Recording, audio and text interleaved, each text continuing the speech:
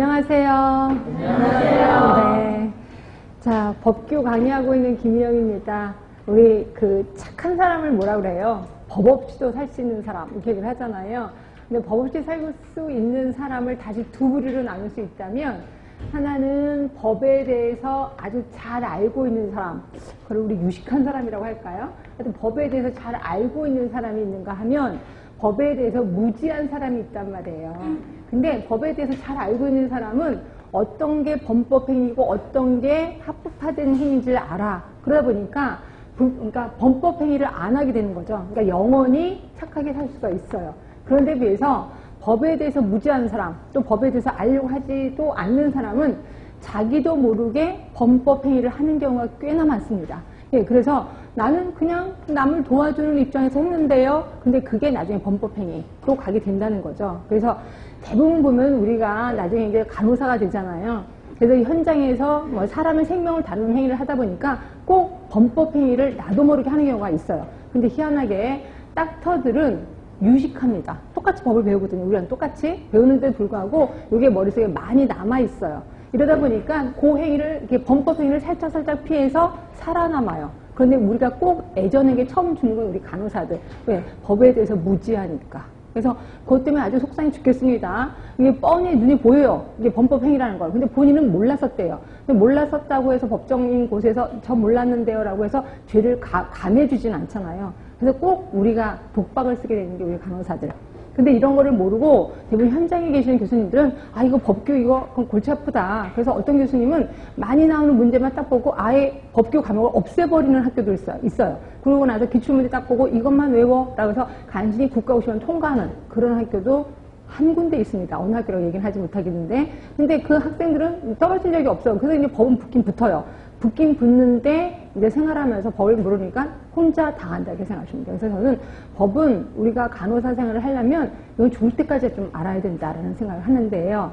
이거를 시험을 앞두고 시험에 대해서 대비하는 그런 식의 단기적인 수업보다는 장기적인 수업이 좀 나을 것 같아요. 장기적인. 그래서 오늘부터 여러분들은 핸드폰 다 있으시잖아요. 핸드폰에 앱을 하나 까시는데요. 앱이 법제처라는 앱이 있어요. 법제처.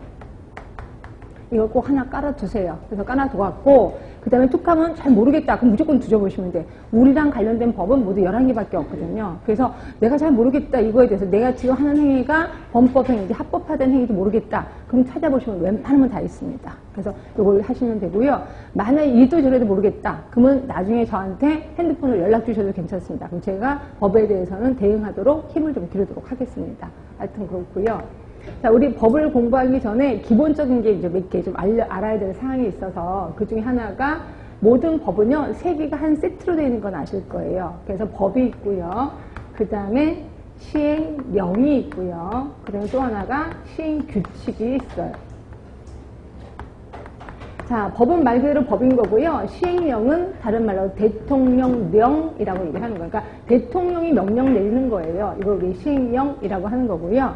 시행규칙은 누가 명령을 내리는 거냐면 보건복지부령이에요. 그러니까 보건복지부가 명령을 내리는 거예요. 그래서 밑으로 갈수록 약간 현실적인 거예요. 현실적인 거. 그리고 위로 올라갈수록 약간 기본적인 것만 제시를 하고 있는 거야. 그래서 대부분 현장에서는 우리 시행규칙에 좀 신경을 써주시는 게 좋을 거예요. 그러나 국가고시를 대비할 때는 당연히 법에 대해서 시험에 좀 많이 나오겠구나 이렇게 생각하시면 돼요. 그래서 주로 법에 대해서 제가 가르쳐 드릴 거고 또 반드시 알아야 될 것들이 령이나 규칙이 있어요. 그러니까 이런 것들은 몽땅 다 하지는 않을 겁니다. 령이나 규칙은 다 하지는 않을 거고 필요한 사항만 제가 이게 다리가 이런 필요한 사항만 거기 우리 책에 보시면 네모 박스로 되어 있을 거예요. 이게 영이나 규칙 쪽이에요. 그래서 대부분 시험 문제는 영이나 규칙은 잘 안 나오는데 그래도 나올 것들이 좀 있어서 제가 거기다 표시를 해놓은 거고요.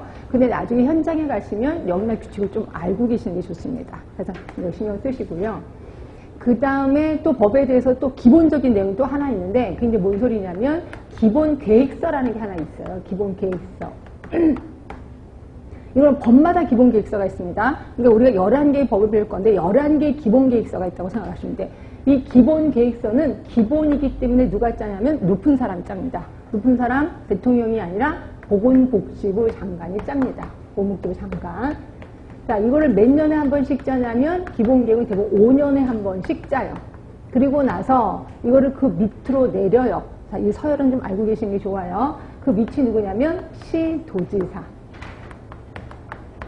그러면 시도지사는 이 기본 계획을 근거로 자기 시, 자기 도의 실행 계획을 짭니다.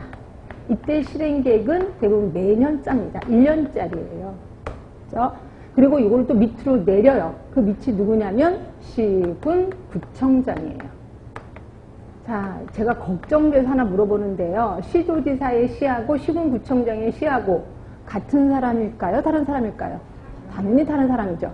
시도지사의 시는 서울특별시, 이렇게 큰 시를 얘기하는 거고요. 시군구청장의 시는 뭐 안양시, 용인시, 이렇게 조그만 시를 얘기하는 겁니다. 그래서 분명히 다릅니다.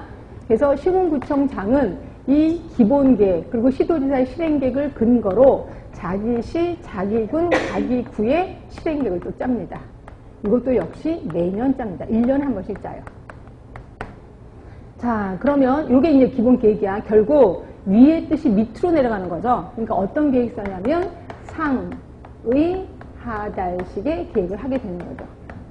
자, 근데 이게 11개의 법 중 10개가 이런 형태를 취하고 있습니다. 근데 한 가지만 밑에서부터 위로 올라간다는 거죠. 그게 뭐냐면 지역보건법에 나와 있는 지역보건 의료계획서라고 굉장히 유명한 계획서가 있습니다. 그 계획서는 밑에서부터 위로 짜서 올라가고 있습니다. 그래서 그 계획서는 당연히 시험 문제가 좀 나올 거다라고 보시면 되고요.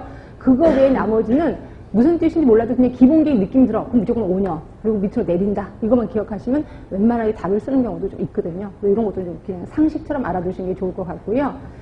자, 그리고 이렇게 보고 그럼 요거에 따라 이 서열을 안다면 요 계획서를 실행하는 사람은 누굴까요?